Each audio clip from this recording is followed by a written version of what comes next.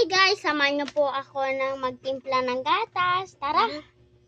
Andirito na po tayo sa kusina. Sorry po guys kung magulo po rito sa kusina namin. First, ang gagawin, linisan ng mabuti. Ito, ako natago. Kumaingay.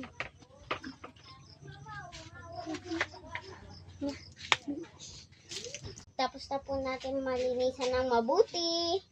Lagyan natin ng mainit na tubig.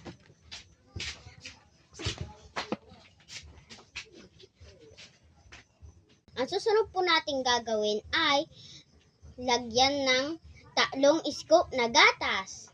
Tara! Ayan na po, lalagyan po na natin ng tatlong scoop na gatas.